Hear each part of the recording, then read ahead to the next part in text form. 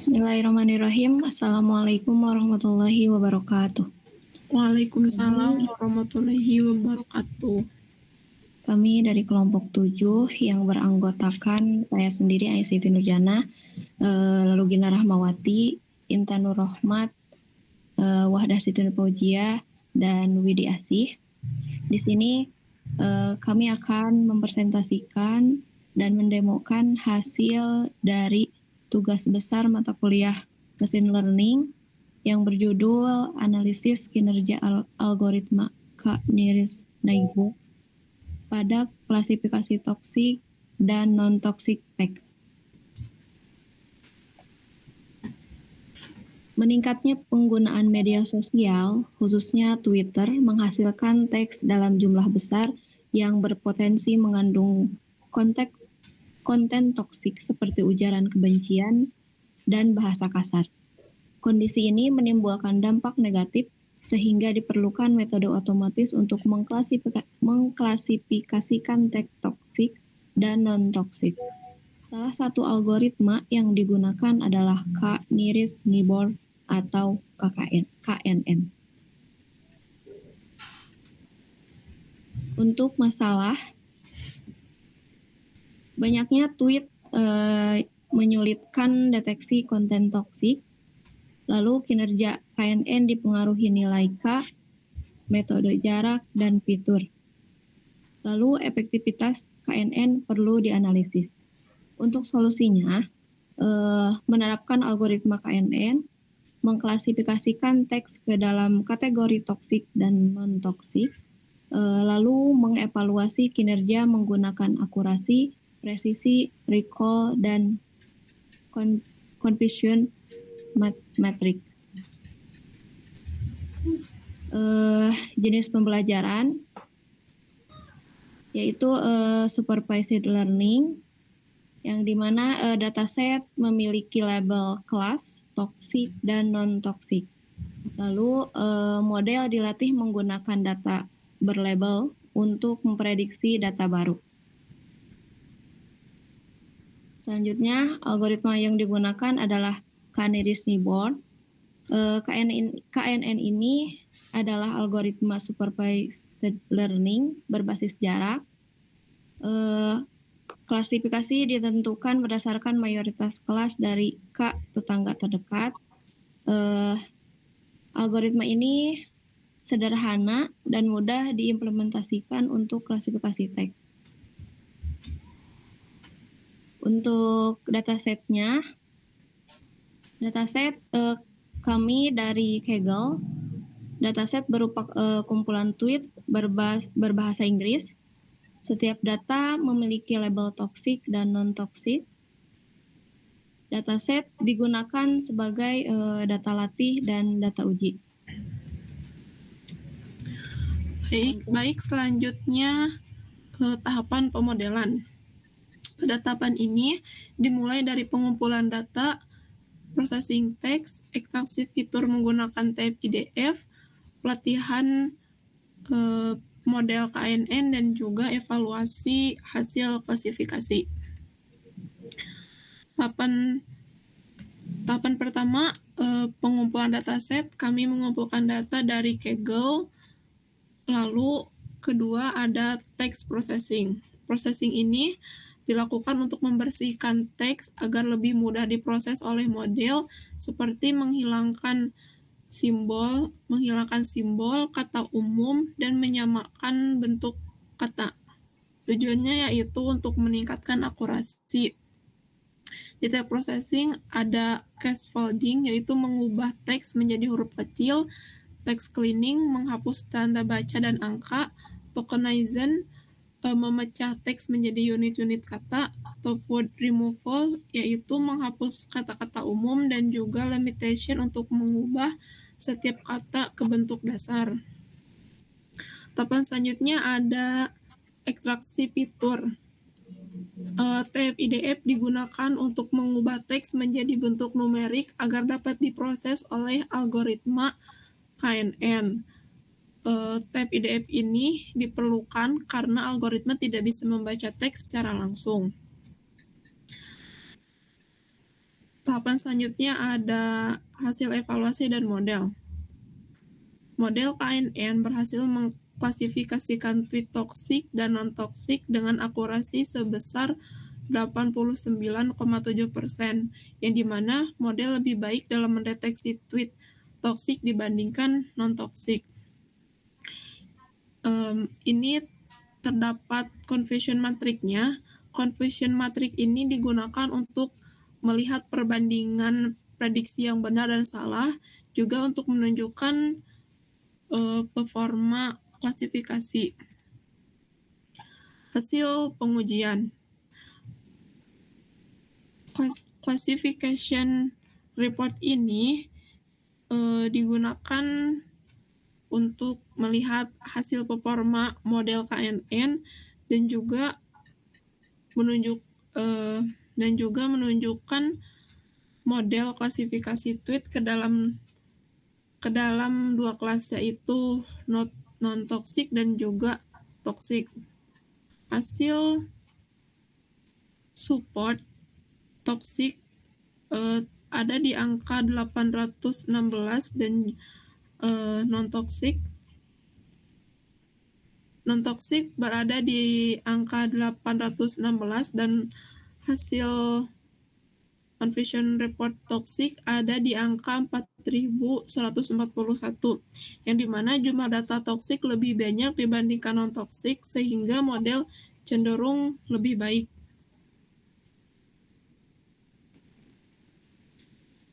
Kesimpulan, KNN berhasil mengklasifikasi teks toksik. KNN cukup efektif untuk klasifikasi teks toksik dan juga dengan akurasi 89,7. Processing dan tab IDF ini yang berperan penting dalam meningkatkan kemampuan model algoritma KNN mengenai pola dan kemiripan teks, yang dimana pemilihan nilai K dan bobot mempengaruhi performa model. Namun perlu dilakukannya pengembangan untuk meningkatkan deteksi non-toksik. Terima kasih. Untuk demo program akan ditampilkan dalam Jupyter Notebook oleh teman saya. Oke, kita lanjut ke demonya. Nah, di sini ada load data. Load data ini merupakan tahap awal. Nah, kami menyiapkan library yang dibutuhkan untuk pengolahan data, pemrosesan teks, visualisasi, dan pemodelan machine learning. Nah, selain itu, dataset tweet yang sudah dilabeli kami muat untuk dianalisis ini. Lalu kita pdread CSV. Nah, ini untuk CSV-nya ada di sini. Oke, kita lanjut ke data understanding. Nah, pada tahap data understanding dilakukan untuk mengetahui struktur dan karakteristik dataset. Nah, kami mengecek juga jumlah data. Ini jumlah data ada berapa, lalu tipe atributnya apa, serta memastikan tidak terdapat data kosong atau duplikasi di sini. Nah, ini jumlah baris data yang ada 24.783. Lanjut, ada panjang karakter rata-ratanya yaitu 85,44. Nah, di sini jumlah duplikasinya 0. Dan data kosong juga 0. Nah, kita lanjut. Di sini ada visualisasi ya dari distribusi kelas yang menunjukkan bahwa data tidak seimbang. Nah, di mana kelas toksik lebih dominan dibandingkan non-toksik. Nah, kondisi ini menjadi tantangan karena dapat mempengaruhi kinerja model. Nah, lalu nanti ada penyederhanaan label dataset. Nah, dataset awal memiliki tiga kelas, yang ini 3, yaitu non-toxic, toxic, dan hate speech atau offensive language. Nah, untuk mengetahui tujuan penelitian, label tersebut disederhanakan menjadi 2 kategori, yaitu toxic dan non-toxic melalui pembuatan label dataset hasil konversi. Lanjut, di sini ada visualisasi kata dominan yang sering muncul menggunakan word cloud. Ini yang sering munculnya. Lalu lanjut ke data preprocessing, yaitu text cleaning. Nah, pada tahap preprocessing dilakukan pembersihan teks seperti mengubah huruf menjadi lowercase, menghapus URL, mention simbol, dan stop word. Nah, hasilnya adalah teks bersih yang siap digunakan dalam proses ekstraksi fitur ini. Nah, lalu ada pelabelan tambahan berbasis leksikon di sebelah sini ya. Nah, sebelah sini pelabelan tambahan berbasis leksikon digunakan. Kenapa menggunakan leksikon? Yaitu dengan memanfaatkan daftar kata toksik dan non-toksik. Nah, pendekatan ini bertujuan untuk memperkuat proses pelabelan dan mengurangi kemungkinan tweet toksik tidak terdeteksi. Lanjut, ini yaitu label finalnya dengan penggabungan label tadi. Nah, label akhir ditentukan dengan menggabungkan label hasil konversi dataset dan label berbasis leksikon. Nah, jika salah satu pendekatan menunjukkan toksisitas, maka tweet diklasifikasikan sebagai toksik. Seperti itu. Nah, ini label finalnya. Yang nomor 1 yaitu 20.700, yang nolnya 4.000. Sekian. Lalu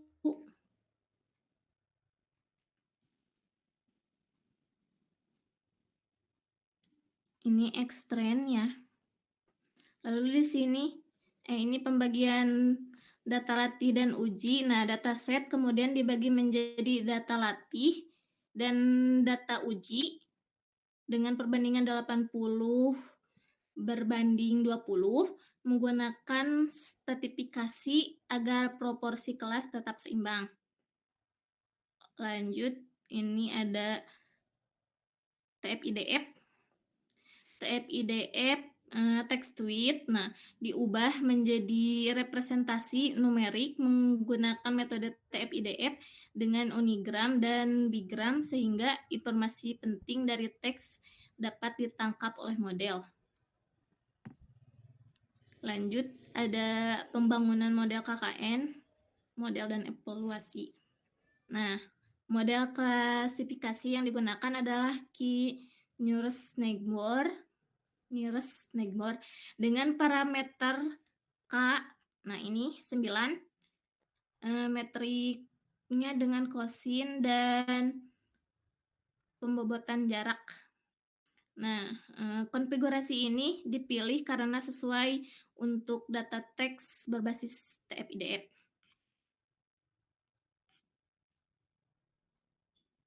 Lanjut ke evaluasi model. Nah, evaluasi model dilakukan menggunakan confusion matrix dan classification report dan menunjukkan performa sangat baik dalam mendeteksi tweet toksik meskipun masih terdapat keterbatasan pada kelas non-toksik.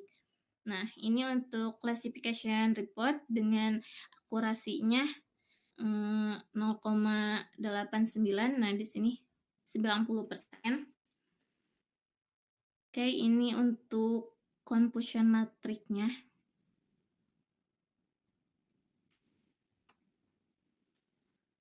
Untuk kesimpulan sudah ya. Baik, mungkin itu dari kelompok kami. Sebelumnya mohon maaf atas kurang dan lebihnya. Assalamualaikum warahmatullahi wabarakatuh. Waalaikumsalam warahmatullahi wabarakatuh.